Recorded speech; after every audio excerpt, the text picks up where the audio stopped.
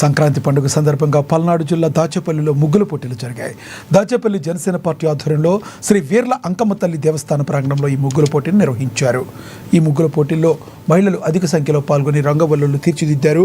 ముగ్గుల పోటీల్లో పాల్గొన్న మహిళలందరికీ జనసేన నాయకులు ప్రత్యేక ధన్యవాదాలు తెలిపి గెలిచిన వారికి బహుమతులు అందించారు.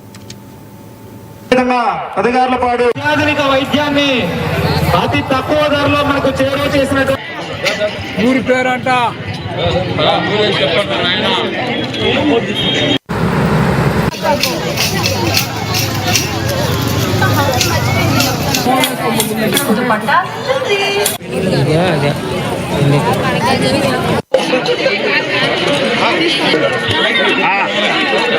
ఒక్క దాచేపల్లి పట్టణంలోనే కాదు, గురజాల నియోజకవర్గ వ్యాప్తంగా సుమారు 13-14 గ్రామాల్లో ప్రతి సంవత్సరం కూడా దాదాపు 89 సంవత్సరాల నుంచి కూడా జనసేన పార్టీ ఆధ్వర్యంలో సంక్రాంతి సందర్భంగా ముగ్గులు పోటీలు నిర్వహిస్తూ వస్తా ఉన్నాం.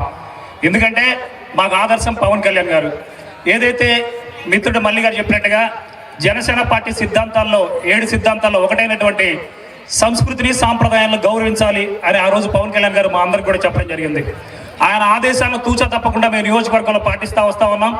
కాబట్టి గత 9-10 సంవత్సరాల నుంచి కూడా నియోజకవర్గ వ్యాప్తంగా పెదగార్లపాడు, గామలపాడు, వేమవరం, గంగవరం ఇలా అనేక గ్రామాల్లో కూడా ప్రతి సంవత్సరం మేము ముగ్గుల పోటీలు కండక్ట్ చేస్తూనే వస్తూ ఉన్నాం.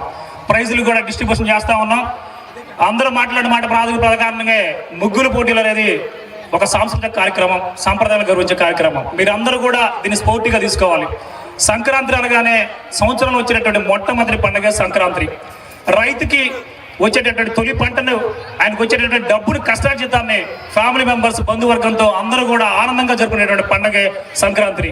ఈ సంక్రాంతిని కళలు గౌరవించాలనేటువంటి నారదుల వారిని కానివ్వండి, అలాగే ముగ్గులు పోటీలు, కబడ్డీ పోటీలు, యువతలందరూ కూడా ఆదర్శంగా ఉండే విధంగా అనేక కార్యక్రమాలు చేస్తూ వస్తా ఉన్నాం.